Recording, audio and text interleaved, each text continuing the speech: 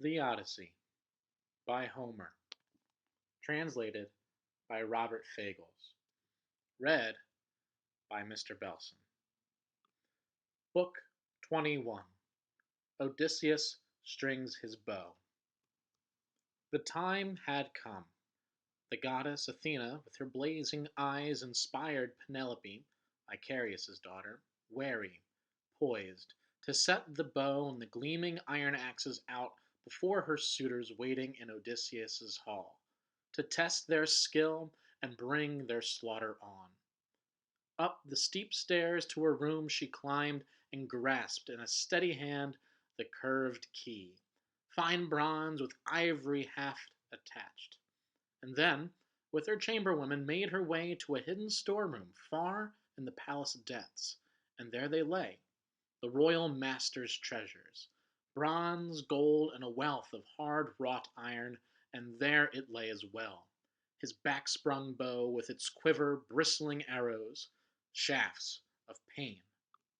Gifts from the old days, from a friend he'd met in Lacedaemon, Iphitus, Eurytus's gallant son. That great weapon, King Odysseus never took it abroad with him when he sailed off to war in his long black ships.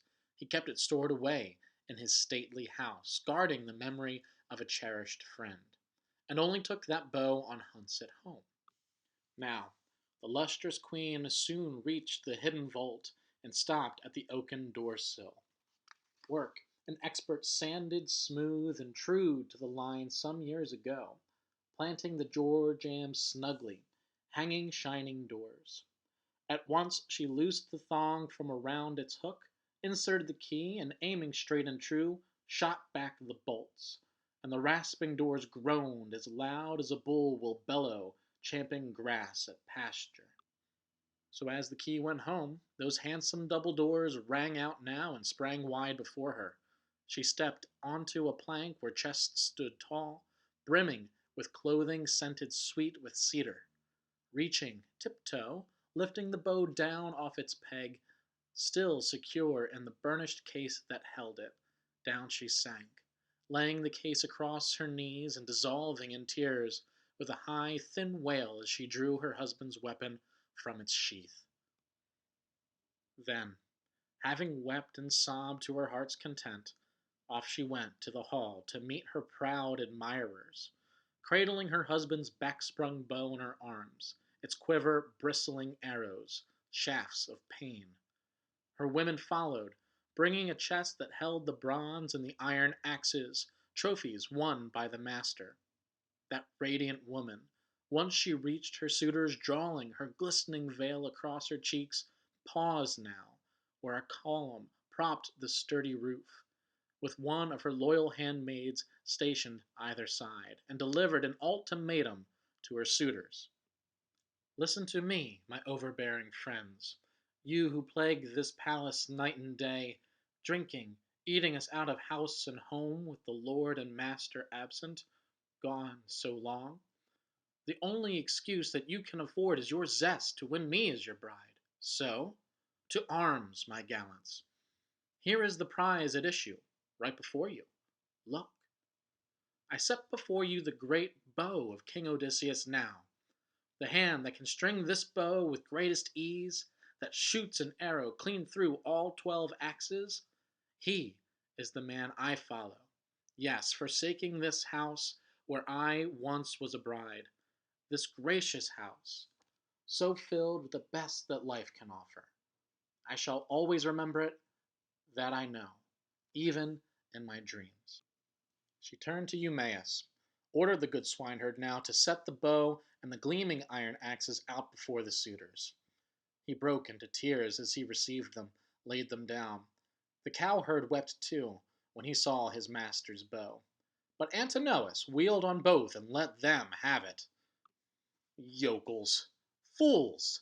You can't tell night from day! You mawkish idiots! Why are you sniveling here? You're stirring up your mistress. Isn't she drowned in grief already? She's lost her darling husband. Sit down, eat in peace, or take your snuffling out of doors, but leave that bow right here. our crucial test that makes or breaks us all. No easy game, I wager, to string his polished bow. Not a soul in the crowd can match Odysseus. What a man he was! I saw him once, remember him to this day, though I was young and foolish way back then. Smooth talk, but deep in the suitor's heart his hopes were bent on stringing the bow and shooting through the axes.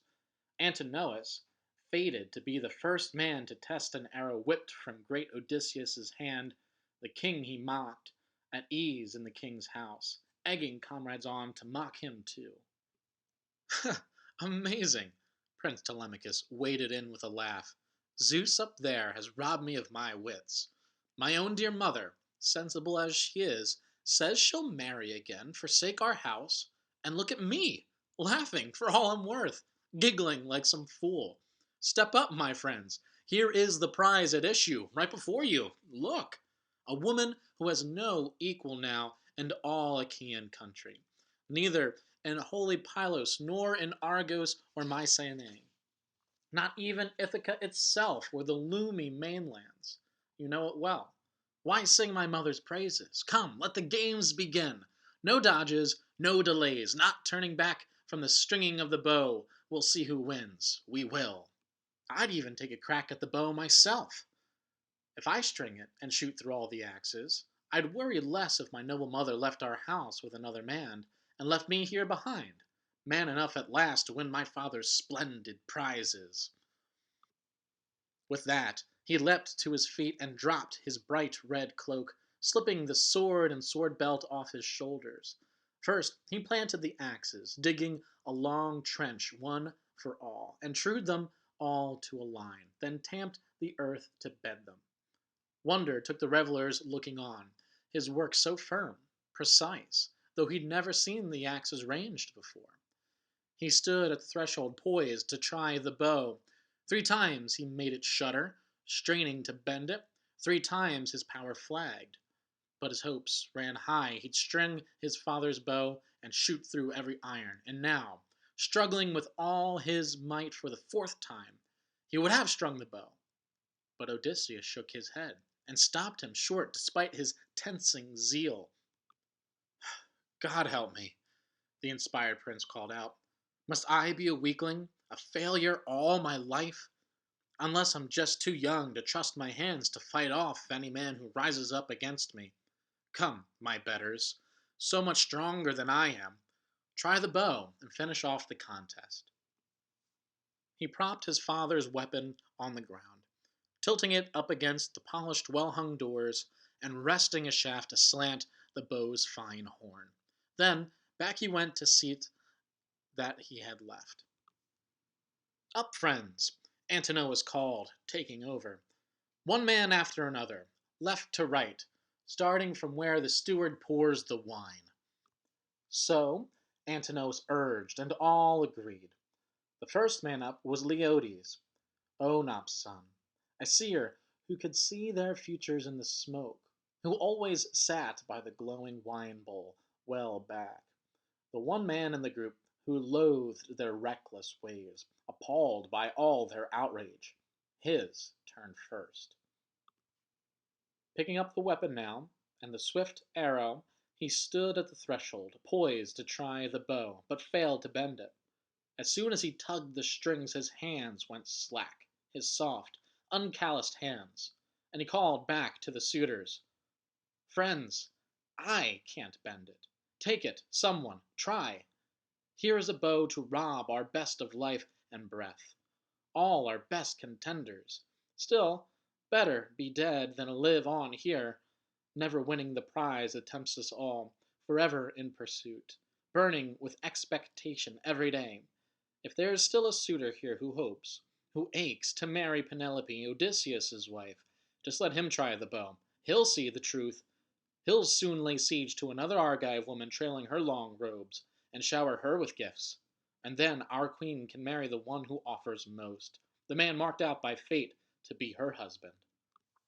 With those words, he thrust the bow aside, tilting it up against the polished, well-hung doors, and resting a shaft aslant the bow's fine horn. Then back he went to the seat that he had left. But Antinous, turned on the seer, abuses flying. Leodes, what are you saying? What's got past your lips?